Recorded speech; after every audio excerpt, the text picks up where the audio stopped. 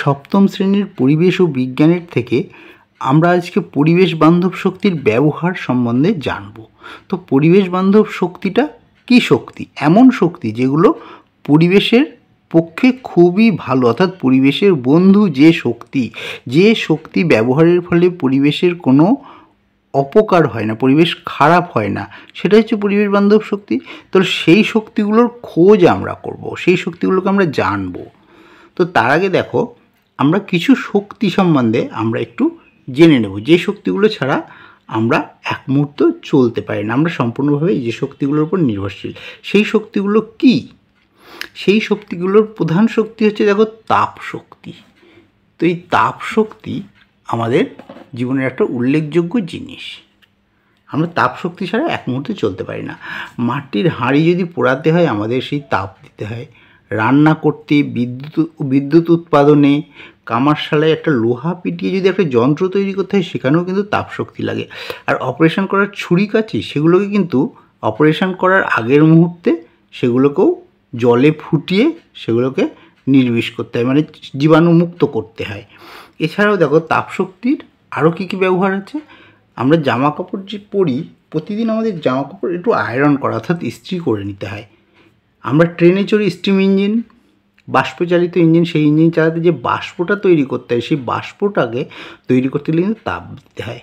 ইট বানাতে, আমরা যে ঘর বাড়ি তৈরি করবো সেই ঘর বাড়ি তৈরি করতেও কিন্তু সে মাটিকে পুড়িয়ে ইট তৈরি করা হয়, অর্থাৎ তাপ শক্তি অবশ্যই দিতে হয়। অর্থাৎ আমাদের জীবনের প্রতিটা মুহূর্তে তাপ শক্তির ব্যবহার উল্লেখযোগ্য। তাহলে আমরা জানলাম আমাদের তাপ শক্তির ভীষণ ভীষণ প্রয়োজন। আর এই তাপ শক্তি থেকেই কিন্তু আমরা দেখেছি বিদ্যুৎ তৈরি করা হয়, অর্থাৎ তড়িৎ শক্তি উৎপাদন করা হয়। আর এই তড়িৎ শক্তি যখন উৎপাদন করা হয় এই তাপ শক্তি থেকে, তাহলে তাপ শক্তি কিন্তু আমরা অনেকগুলো ব্যবহার দেখেছি। তার মধ্যে কিন্তু একটা ব্যবহার হচ্ছে তাপ শক্তি থেকে তড়িৎ শক্তি উৎপাদন করা। সেই তড়িৎ শক্তির ব্যবহার কিন্তু আমাদের জীবনে বিরাট ভূমিকা পালন করে। দেখো, তড়িৎ শক্তির দ্বারা আমরা কলকারখানা চালাই, আলো জ্বালাই, কম্পিউটার চালাই, মাইক বাজাই, পাম্প চালাতে। কারেন্ট যদি অফ থাকে তোমার বাড়িতে, তোমার মা কীরকম সমস্যায় পড়ে বলো? যদি পাম্প না চলে, কলে জল নেই, ট্যাঙ্কিতে জল নেই, তোমাকে তখন কি করতে হবে? কলের থেকে জল তুলে নিয়ে এসে ঘরে নিয়ে আসতে হবে। কারণ তারা তো অনভ্যস্ত হয়ে পড়েছে, তারা একটা সিস্টেমের মধ্যে চলতে চলতে তারা সেই সিস্টেমের মধ্যে পড়ে গিয়ে তাদের কিন্তু এই তড়িৎ শক্তির ব্যবহার ছাড়া তারা এক মুহূর্ত চলতে পারছে না। আমরা যখন চিকিৎসা করাতে যাই, এক্স রে করতে, সেক্ষেত্রে কিন্তু তড়িৎ শক্তির ব্যবহার আছে। মেট্রো রেল চালাতে গেলে, অর্থাৎ যে গাড়ি চলবে সেই গাড়িতেও কিন্তু তড়িৎ শক্তির ব্যবহার।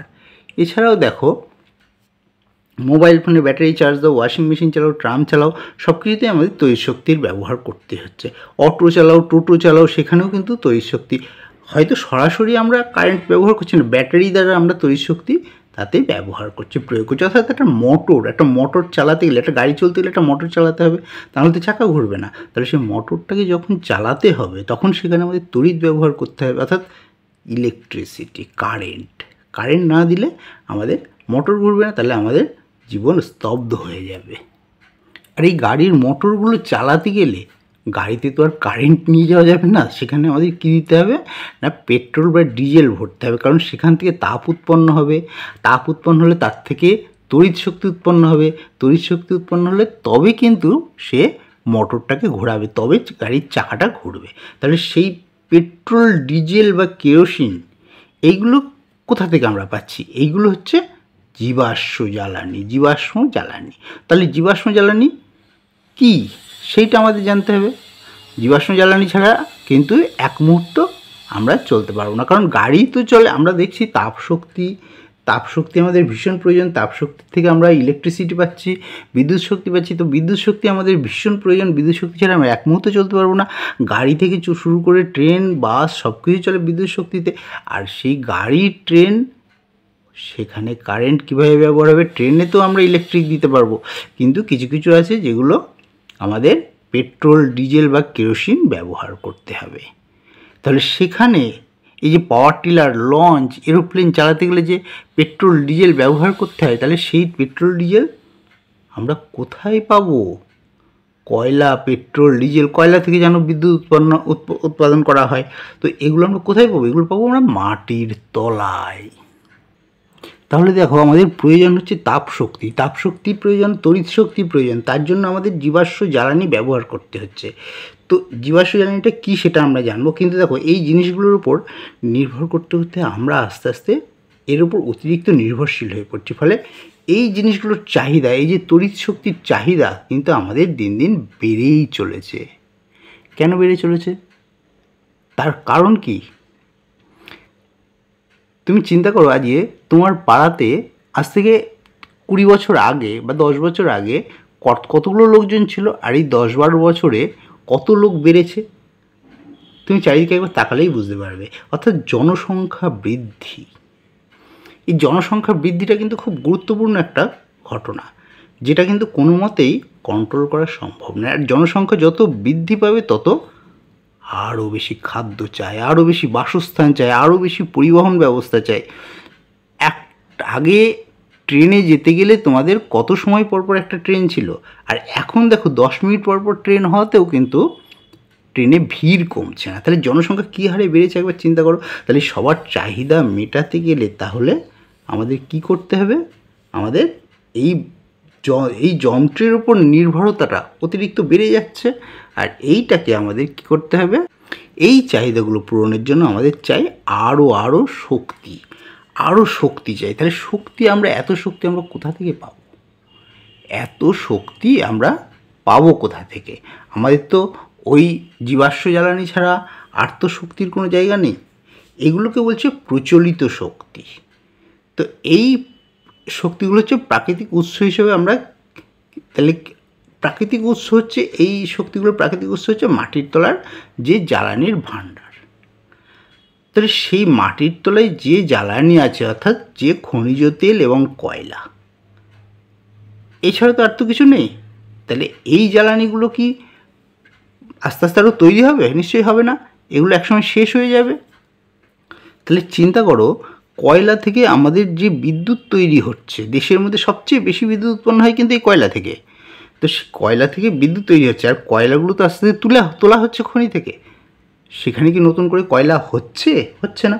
তাহলে আস্তে আস্তে এই জ্বালানির ভাণ্ডার নিঃশেষ হয়ে যাচ্ছে। তাহলে দেখছি আমরা আমাদের এই জীবাশ্ম শক্তি যে জমা হতে কোটি কোটি বছর লেগেছে। তাহলে এই কোটি কোটি বছর ধরে যে জীবাশ্ম শক্তি মাটির তলায় যে জমা হয়েছিল, কোটি কোটি বছর ধরে তৈরি হয়েছিল, সেটা আমরা কত বছরে খরচ করেছি? কত বছর কল্পনা করতে পারছো? দেখো একটা ছোট্ট এখানে একটা কথা বলেছে, মাটিতে ড্রিল করে প্রথম পেট্রোলিয়াম উৎপাদন শুরু হয় আমেরিকা মহাদেশে 1859 সালে। 1859 সালে, আর এটা হচ্ছে 2024 সাল। অর্থাৎ দেখো এই 165 বছরে আমরা কিন্তু মাটির তলার অধিকাংশ কয়লা এবং খনিজ তেল ব্যবহার করে ফেলেছি। তাহলে এখন আমাদের এই জিনিসগুলো তো লাগবে, আমাদের তো শক্তি তো আমাদের ব্যবহার করতে। তাহলে শক্তিটা আমরা কোথা থেকে পাবো? যদি কয়লার খনিজ তেল শেষ হয়ে যায়, সেই শক্তিটা আমরা কোথা থেকে পাবো, সেই জিনিসটাই আমরা এখানে জানবো। আবার দেখো এই জীবাশ্ম জ্বালানির ফলে কিন্তু আমাদের অনেক ক্ষতিও হচ্ছে। এই জীবাশ্ম জ্বালানি ব্যবহার যত বেড়েছে, পরিবেশে বেড়েছে, তার দহনে উৎপন্ন পদার্থগুলোর বহুমুখী ক্ষতিকারক প্রভাবও। অর্থাৎ এই জীবাশ্ম জ্বালানি পোড়ানোর ফলে নানা রকম সমস্যা, আমাদের পরিবেশ এখন বিরাটভাবে দূষিত। তাহলে এই দূষণ থেকে মুক্তি পেতেও কিন্তু আমাদের অন্য একটা শক্তি, অর্থাৎ এই প্রচলিত শক্তির বাইরে অন্য কোনো একটা শক্তি আমাদের খুঁজতে হবে। তাহলে সেই শক্তিটা কি? তাহলে আমরা বুঝতে পারছি যে আমাদের একটা অন্য শক্তির সন্ধান করতে হবে। আমাদের যে অন্য একটা শক্তির উৎসের সন্ধান করতে হবে, অর্থাৎ কোথা থেকে আমরা সেই শক্তিটা পাবো, যেগুলো অপেক্ষাকৃত কম ক্ষতি করবে। অর্থাৎ জনসংখ্যা তো বেড়ে গিয়েছে, পৃথিবীতে প্রচুর জনসংখ্যা বেড়েছে, কিন্তু তাদের সেই মানে যে শক্তি ব্যবহার করার জন্য উৎস খুঁজতে হবে। কিন্তু সেই আমাদের যে জীবাশ্ম জ্বালানি সেটাও শেষ হয়ে আসছে। তাহলে আমাদের এমন কিছু শক্তি আমাদের দরকার, যেটা আমাদের পরিবেশ বান্ধব শক্তি হতে হবে, যেগুলো অপেক্ষাকৃত কম ক্ষতি করবে। তাহলে এই ধরনের পরিবেশ বান্ধব শক্তি কি হতে পারে? দেখো এই ধরনের পরিবেশ বান্ধব শক্তির প্রথম এবং সর্বপ্রধান উৎস হচ্ছে সৌরশক্তি, অর্থাৎ সূর্যের থেকে যে শক্তি। তাহলে সূর্যের থেকে কী করে মানুষের ধারণা আসলো যে সৌরশক্তি হচ্ছে প্রথম এবং প্রধান শক্তি, যে শক্তিটা আমরা এই পরিবেশ বান্ধব শক্তি হিসেবে ব্যবহার করতে পারি। এই যে জীবাশ্ম জ্বালানিটা আমরা এতদিন ব্যবহার করছিলাম ব্যাপকভাবে, সেটা আসলে কিসের থেকে উৎপন্ন হয়েছে? সেটাও তো কিন্তু সেই সূর্যের থেকেই তো তৈরি হয়েছে। অর্থাৎ আমরা যেটা জেনেছি যে সবুজ উদ্ভিদ নিজের খাদ্য তৈরি করে, এই কাজে তারা কোন শক্তিকে কাজে লাগায়? না, সৌরশক্তিকে। তাহলে প্রাণীরাও বেশিরভাগ খাদ্যের জন্য কাদের উপর নির্ভরশীল? উদ্ভিদের ওপর। অর্থাৎ প্রাণীরাও কিন্তু সেই পরোক্ষভাবে প্রাকৃতিক শক্তির ওপরই কিন্তু নির্ভরশীল। তাহলে উদ্ভিদ সূর্যের ওপর নির্ভরশীল, প্রাণীরাও পরোক্ষভাবে সেই সৌরশক্তির ওপরেই নির্ভরশীল। তাহলে এর থেকে আমরা যেটা বুঝতে পারছি যে সমস্ত শক্তির মূল উৎস হচ্ছে এই সৌরশক্তি। অর্থাৎ উদ্ভিদ ও প্রাণীর দেহে যে শক্তি পরিবর্তিত হয়ে আবদ্ধ হয়ে রয়েছে, সেই শক্তিটা হচ্ছে এই সৌরশক্তি। দেখো, পেট্রোলিয়াম বা কয়লা কীভাবে উৎপন্ন হয়েছে। উদ্ভিদ বা প্রাণীর মৃত্যুর পর তাদের দেহাবশেষ কোটি কোটি বছর মাটির তলায় তাপ ও চাপে থাকতে থাকতে পরিবর্তিত হয়ে কয়লা বা পেট্রোলিয়াম উৎপন্ন করে। তাহলে দেখো, সেই সৌরশক্তি কিন্তু কোটি কোটি বছর ধরে মাটির তলায় থেকে থেকে কিন্তু এই কয়লা বা খনিজ তেল উৎপন্ন করেছে। তাহলে আমরা এই খনিজ তেলের বদলে বা এই কয়লার বদলে আমরা সরাসরি সূর্য থেকে কেন আমরা শক্তিটা নেব না? অর্থাৎ সৌরশক্তিটাকে আমরা কেন ব্যবহার করব না? তাহলে সেই হিসেবেই যে বিজ্ঞানীরা বা যারা এই নিয়ে গবেষণা করেছে, তারা এই সৌরশক্তির কথাটা মাথায় নিয়ে আসলো। তখন বিজ্ঞানীরা কী করলো? দিনের বেলায় যে সূর্যের আলো পৃথিবীতে আসে বা এসে পৌঁছয়, তাকে কাজে লাগিয়ে একটা সৌরকোষ তৈরি করলো। সেই সৌরকোষে, যার ফলে সেটার থেকে বিদ্যুৎ তৈরি হবে। তারপর কি করলো? সেই সৌর প্যানেল, তোমরা অনেক জায়গায় দেখে থাকবে সেই সৌর প্যানেলের সঙ্গে একটা ব্যাটারি জুড়ে দেওয়া হলো। ব্যাটারি জুড়ে দিলে কী হলো? সৌর প্যানেলের থেকে তো সৌরকোষে বিদ্যুৎ তৈরি হলো, সেই বিদ্যুৎটা কোথায় গিয়ে জমা হবে? সেই ব্যাটারিতে। এইবার ব্যাটারিতে জমা হয়ে গেল। এইবার যখন রাতের বেলায় বা কম সূর্যের আলোতে ওই ব্যাটারির থেকে, কিন্তু ব্যাটারি তো চার্জ হচ্ছে এই সৌরকোষ থেকে, তাহলে ওই ব্যাটারিটার থেকেই যে বিদ্যুৎটা ব্যাটারিতে জমা পড়ছে, সেই বিদ্যুৎটাকেই আমরা লাইট জ্বালানোর কাজে বা আমাদের ঘরের কাজে আমরা ব্যবহার করতে পারবো। এইভাবেই আমরা সৌরশক্তিকে ব্যবহার করা শুরু করব। তো এইটা হচ্ছে শুরুতে এরকমভাবে চিন্তাভাবনা করা হলো। তারপর থেকে আস্তে আস্তে এই যে জিনিসগুলো তোমরা দেখছো, এই জিনিসগুলোর উৎপাদন বাড়তে লাগলো। তো এখানে দেখো কতগুলো ছবি রয়েছে। সোলার লাইট তোমরা দেখে থাকবে, এখন পাড়ায় পাড়ায় সোলার লাইট অনেক জায়গায় লাগানো হয়েছে। সোলার ক্যাপ আছে, সোলার কুকার আছে, এতে কিন্তু রান্না করা যায়। Solar bike, solar water heater, solar signal, solar mobile charger, মোবাইলটাকেও চার্জ দেওয়া যায় কিন্তু এই সোলার একটা প্যানেল দিয়ে।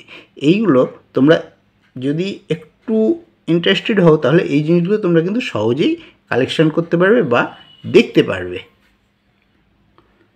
বিদেশে কিন্তু দীর্ঘদিন এই সৌরশক্তির ব্যবহার হয়ে আসছে, আর আমাদের রাজ্যেও কিন্তু বেশ ব্যবহার শুরু হয়েছে ব্যাপকভাবে।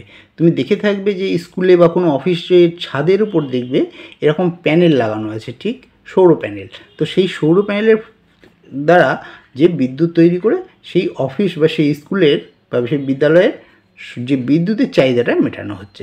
তাহলে এই যে সৌরশক্তি আমরা ব্যবহার করছি, আমরা এর আগে দেখি জীবাশ্ম জ্বালানি ব্যবহার করার ফলে আমাদের পরিবেশের অনেক ক্ষতি হচ্ছিল। তাহলে সৌরশক্তিকে আমরা পরিবেশ বান্ধব শক্তি বলছি, তাহলে এর ফলে কোনো ক্ষতি হতে পারে সেরকম কোনো তথ্য কি আমাদের কাছে আছে? না, এসব প্যানেল থেকে কোনো ক্ষতি হওয়ার আশঙ্কা সেরকম নেই। এই প্যানেলগুলো দেখো, এই প্যানেলগুলো মোটামুটি 10 থেকে 15 বছর সব ঠিক থাকে। এই সব প্যানেলগুলো কিন্তু 10 থেকে 15 বছর সব ঠিক থাকে। তারপর যদি প্যানেলগুলো খারাপও হয়ে যায়, তাহলেও সেটাকে কিন্তু আবার ঠিক করে নেওয়া যেতে পারে। দেখো, বাড়ির ছাদে ছাদে এখানে একটা ছবি দিয়ে দেখিয়েছে, একটা করে প্যানেল, একটা ছবি দেখিয়েছে প্রতি বাড়ির ছাদে। তোমরা যদি শহরের দিকে যাও, দেখবে বাড়ির ছাদে ছাদে সব প্যানেল লাগানো, প্যানেল লাগিয়ে ভোল্টেজ তৈরি করে সেই বাড়ি পুরো বিল্ডিংটাতে ব্যবহার করা হচ্ছে। তাহলে সৌরকোষ তৈরি করতে প্রথম যখন সৌরকোষ তৈরি করা হবে একটা, তো সেই সৌরকোষ অর্থাৎ এই যে সোলার প্যানেলের যে কোষ তৈরি করতে শুরুতে কিছুটা প্রচলিত শক্তি আমাদের প্রয়োজন হয়। তারপর একবার সেই সৌরকোষ তৈরি হয়ে গেলে তার থেকে আমরা কিন্তু প্রচুর সৌরকোষ তৈরি করে নিয়ে তার থেকে আমরা বিদ্যুৎ তৈরি করতে পারি। তাহলে আমরা দেখলাম প্রথম যে পরিবেশ বান্ধব শক্তি সেটা হচ্ছে সৌরশক্তি, এবং সেটার ব্যবহার কিন্তু ব্যাপক হারে আমাদের এখানেও চলছে। আর একটা হচ্ছে বায়ুশক্তি। বায়ুশক্তি কিন্তু এই বায়ুশক্তিকেও কাজে লাগিয়ে বিদ্যুৎ তৈরি শুরু হয়ে গেছে। তোমরা দেখছো এই জিনিসটা, তোমরা যদি বকখালি যাও, বকখালিতে গেলে তোমরা দেখতে পাবে যে এইভাবে বায়ুশক্তিকে কাজে লাগিয়ে বিদ্যুৎ তৈরি করা হচ্ছে। কেন এইভাবে বায়ুশক্তিকে কাজে লাগিয়ে বিদ্যুৎ তৈরি করা হয়, কোন কোন জায়গায় বা কীভাবে, এর সুবিধাটা কী? এর সুবিধাটা দেখো, বায়ুর কোনো অভাব নেই, বায়ু সবসময় বইতেই আছে। তো যেখানে ফাঁকা জায়গা সেখানে আরও বায়ু বেশি বয়। তোমরা যেন সমুদ্রের ধারে সেখানে বায়ু প্রচণ্ড হারে বয়, তো বকখালিতে সেই কারণেই আরও বসানো হয়েছে, হতে পারে আরও অনেক কারণ আছে। তো একবার বায়ুকল বসালে কিন্তু দীর্ঘদিন চলবে। সেই বায়ুর দ্বারা যে পাখাগুলো ঘুরবে, এর ফলে একটা মোটর ঘুরবে, সেই মোটর ঘুরলে একটা বিদ্যুৎ তৈরি হবে। তো যে সমস্ত জায়গায় দূর থেকে তার সংযোগ করে বিদ্যুৎ আনা সম্ভব নয়, সেখানে কিন্তু বায়ুশক্তির উপর নির্ভর করা যেতে পারে। আমাদের রাজ্যের অন্য কোনো জায়গায় আরও আছে বায়ুকল, সেটা দেখতে হবে। তবে তোমরা যদি বকখালি যাও তাহলে তোমরা দেখতে পাবে যে ওখানে এরকম ওয়াইন্ড মিল অর্থাৎ বায়ুকল অনেক বসানো আছে। তাহলে আমরা দুটো অপ্রচলিত কিন্তু পরিবেশ বান্ধব শক্তি আমরা দুটো পেলাম, একটা হচ্ছে সৌরশক্তি আর একটা বায়ুশক্তি। এটা কিন্তু পরিবেশ বান্ধব শক্তি। আর একটা প্রচলিত খুব একটা হয়নি, অপ্রচলিত, কিন্তু এটা কিন্তু খুব ভালো একটা জিনিস। তোমরা খেয়াল করে দেখবে, এটা হচ্ছে জৈব শক্তি। জৈব শক্তিটা কীভাবে দেখো হয়, অনেক সময় তোমরা গ্রাম সাইডে বা শহরে অনেক খামার দেখতে পাবে, খামার বা গৃহপালিত পশু পোষা, বা পশু খামার বলতে যেমন গরু খামার বা মোষের খামার, এগুলো তোমরা দেখতে পাবে। সেখানে কিন্তু এই জৈব শক্তি খুব সুন্দরভাবে উৎপাদন করা যায়। কীভাবে? তো দেখো, একটা বড় মাপের যদি একটা পশু খামার থাকে বা কারোর মুরগির পোলট্রি আছে সেই রকম, তো সেখানে দেখো, এখানে সেই পশুর যে মল, সেই মলটা তো আমরা ফেলে দিই। একটা বড় পশুর খামারে যে মলটা হয়, অর্থাৎ যেমন গরুর গোবর বা মুরগির যে মলটা, তো সেটা তো ফেলে দেওয়া হয়। তো সেটা ফেলে না দিয়ে সেটাকে কি করা হচ্ছে, সেটা ফেলে দিলে কিন্তু একটা পরিবেশের সমস্যা তৈরি হয়। তো সেইটাকেই কাজে লাগানোর কথা বলা হচ্ছে।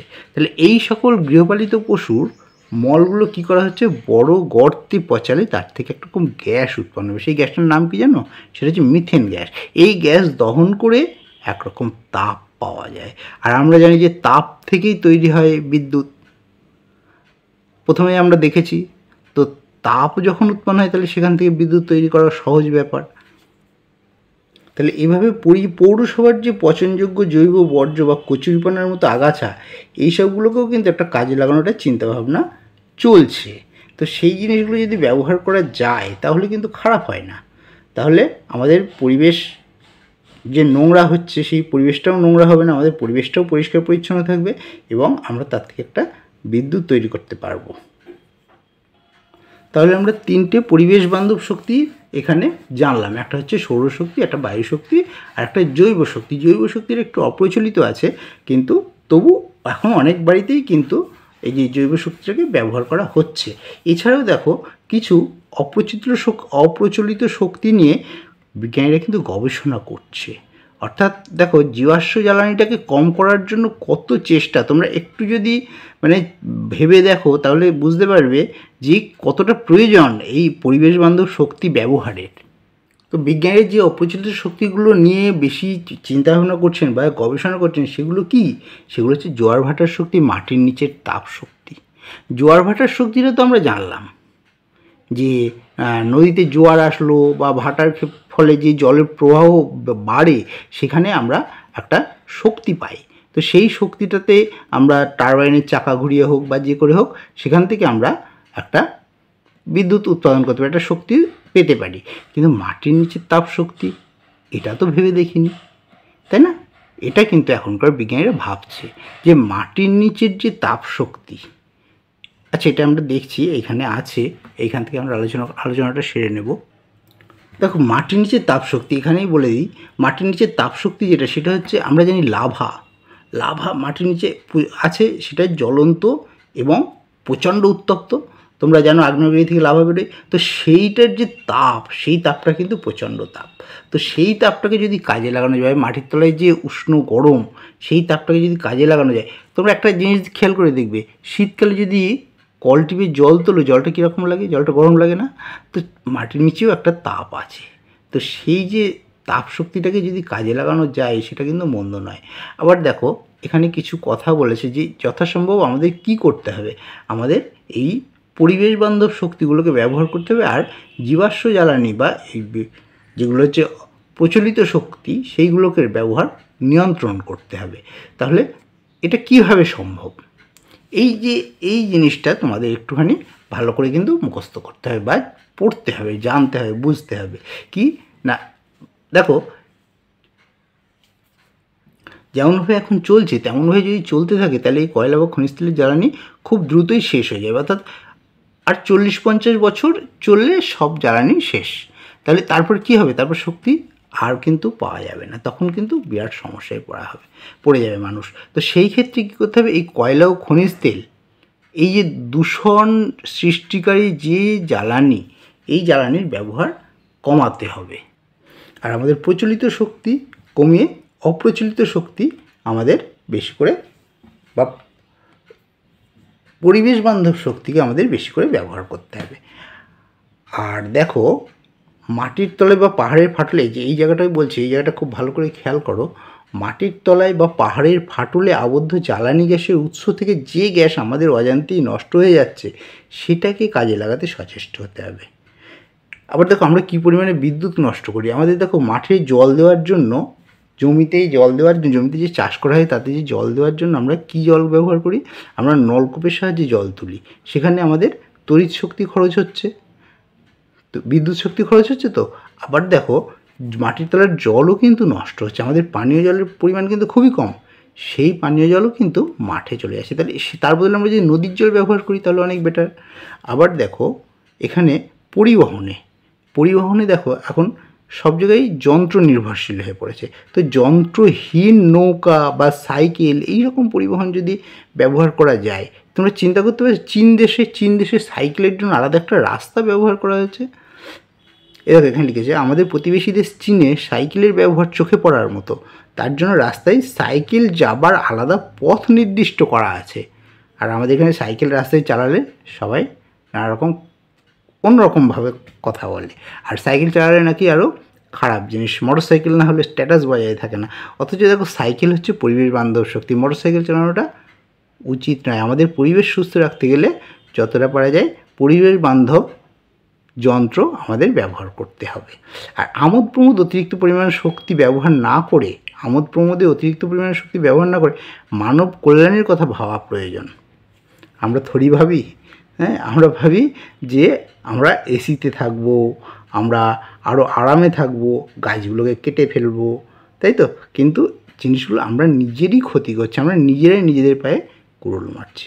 দেখ, মোটামুটি ভালো লাগলে আমার ভিডিওটাকে লাইক করবে, শেয়ার করবে, আর চ্যানেলটাকে সাবস্ক্রাইব করা না থাকলে অবশ্যই সাবস্ক্রাইব করে নেবে।